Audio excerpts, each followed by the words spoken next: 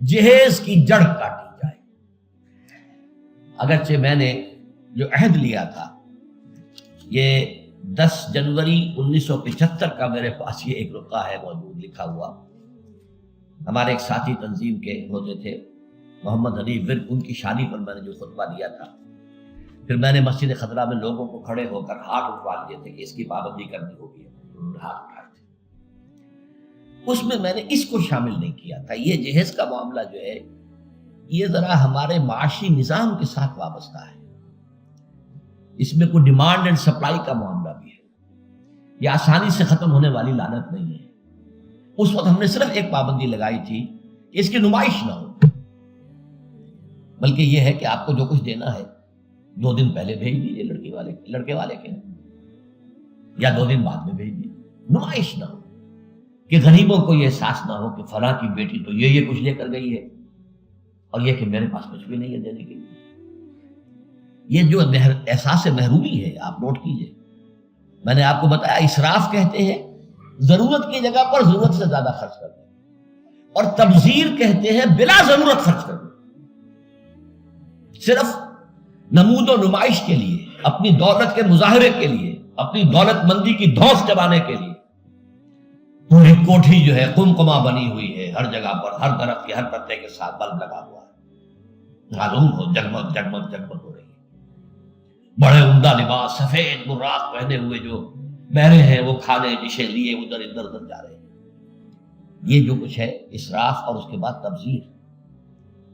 تبذیر کے بارے میں تو فرمایا، اسراف کے لیے تو صرف یہ کہا تسرفو لا تسرفو، اسراف نہ کرو، کلوا واشربوا ولا تسرفوا، کھاؤ پیو اسراف نہ کرو۔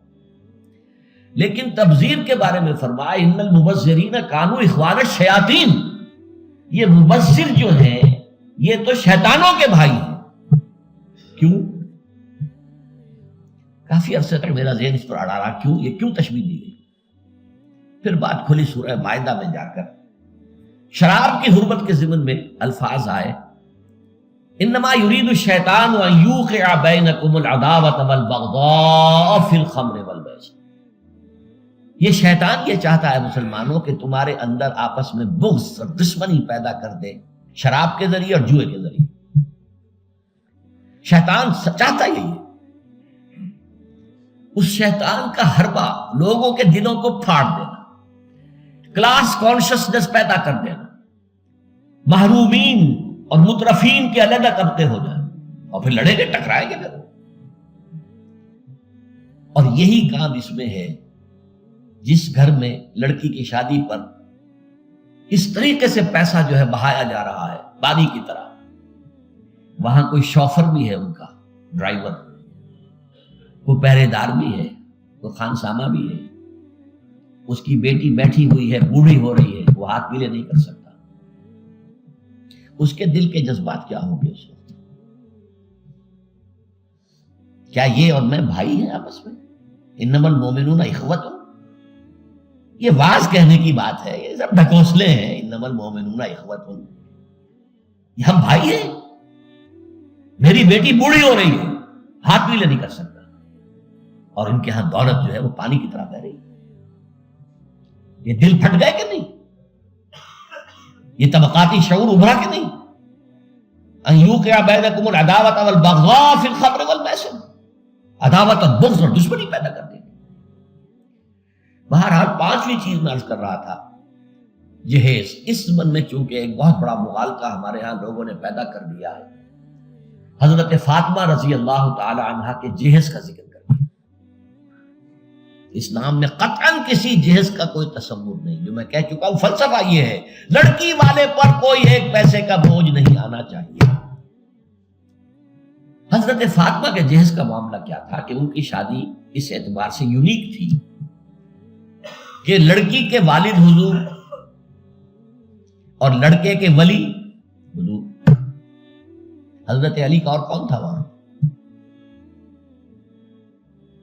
اب حضور نے پوچھا، علی تمہارے پاس کچھ ہے مہر دینے کو؟ مہر تو دینا ہوگا نا، مہر تو لازم ہے۔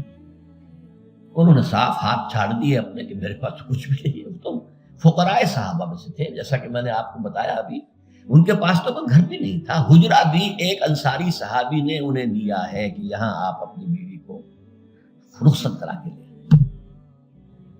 کہ میرے پاس تو کچھ نہیں، فرمایا تمہارے پاس ایک زرہ ہوتی تھی کہ جی ہاں زرہ تو ہے۔ انہوں نے کہا اصل میں سمجھا کہ زرہ تو ایک ہتھیار ہے، جہاد کے لیے ہے، وہ کوئی دولت تو نہیں ہے۔ آپ نے فرمایا جاؤ اسے بیچو یا گروی رکھو، قرض لے کے آؤ، لیکن میں تو دینا۔ وہ گئے اپنی زرہ لے کر بازار میں آواز لگائی، حضرت عثمان نے خرید لیا 30 دینار یا درہم جو بھی ہے، اس میں رقم کا میں یقین سے نہیں کہہ سکتا، اور بعد میں پھر واپس کر دی۔ اس وقت اگر ویسے ہی دیتے 30 دینار یا 30 درہم تو حضرت علی کی جو غیرت ہے، خودی ہے، اس پر بوجھ پڑتا کہ اس نے مجھے خیرات دی ہے۔ اس وقت تو خرید لی تاکہ کوئی بوجھ نہ ہو، میں نے زرہ بیچی ہے پیسے لیے، بعد میں واپس کر دی ہدیۃ، یہ آپ کی زرہ واپس۔ وہ لا کے حضور کے سامنے پیسے رکھ دیے گئے۔ حضور نے کچھ تو گھر کے اندر بھجوائے کہ فاطمہ کے لیے وہ خوشبو کو تیاری کی، اچھے کپڑے کو بنائے، اور باقی سے وہ سامان بنا دیا۔ ایک گدا جس میں کھجور کی چھال بنی ہوئی تھی، 2 تکیے کھجور کی چھال کے، ایک مشکیزہ پانی لانے کے لیے کنویں سے، ایک چکی جو یا گندم جو بھی ہوگی پیسنی ہوگی، 1-2 بالوئی سے برتن، بس یہ ہے جہیز۔ اور یہ حضرت علی نے جو مہر کی رقم پیش کی تھی اس میں سے حضور نے بنا کر دیا۔ وہ رقم جو ہے حضرت فاطمہ کا حق تھا نا، مہر تو لڑکی کا حق ہے، اسی کے گھر کا سامان بنا دیا۔ اپنے پاس سے حضور نے 1 پیسے کی کوئی شے نہیں دی۔ اس کے لیے یہ بھی دلیل نوٹ کر لیجئے کہ حضور کی اور بھی تو بیٹیوں کی شادی ہوئی کہ نہیں۔ حضرت عثمان کے گھر میں 2 بیٹیاں گئی ہیں حضور کی۔ پہلی بیٹی تو خیر مکے میں گئی تھی، ابھی شاید وحی کا آغاز بھی نہ ہوا ہو، میں یقین سے تو نہیں کہہ سکتا، ہو سکتا ہے کہ حضور کی نبوت کے ظہور سے پہلے شادی ہوئی ہو سکتا ہے، ممکن، لیکن ایک شادی تو مدینہ میں ہوئی ہے، اور حضرت عثمان کا گھر بھرا ہوا، ہر شے کا سامان موجود ہے، سامان جگہ موجود ہے، کسی جہیز کا کوئی تذکرہ ملتا ہے؟ تو یہ جہیز نہیں تھا، یہ خالص ہندوانہ تصور ہے۔ اور اس کی وجہ کیا ہے؟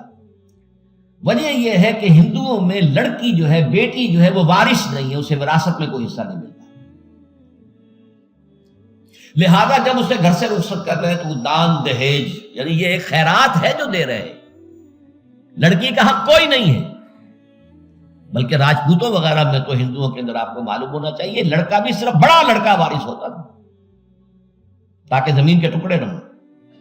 10 مربع ہیں تو 10 مربع ہی جائیں گے، چھوٹے بھائی بھی اس کے کمی کاری ہوتے تھے، بس ان کا کوئی حق نہیں۔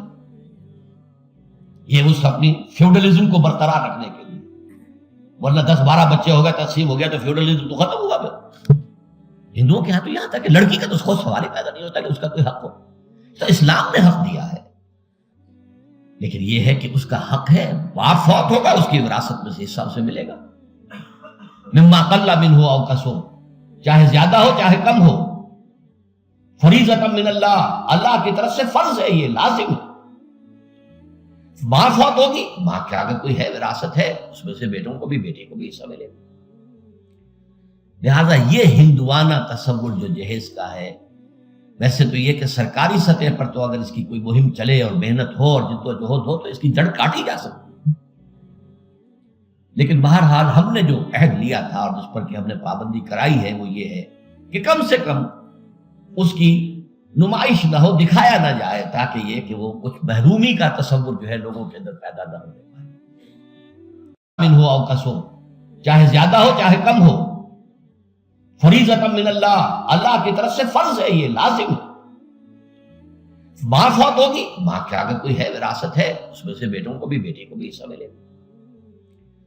لہذا یہ ہندوانہ تصور جو جہیز کا ہے، ویسے تو یہ کہ سرکاری سطح پر تو اگر اس کی کوئی مہم چلے اور محنت ہو اور جدوجہد ہو تو اس کی جڑ کاٹی جا سکتی، لیکن بہرحال ہم نے جو عہد لیا تھا اور جس پر کہ ہم نے پابندی کرائی ہے وہ یہ ہے کہ کم سے کم اس کی نمائش نہ ہو، دکھایا نہ جائے، تاکہ یہ کہ وہ کچھ محرومی کا تصور جو ہے لوگوں کے اندر پیدا نہ ہونے پائے۔ رومی کا تصور جو ہے لوگوں کے اندر پیدا نہ ہونے پائے.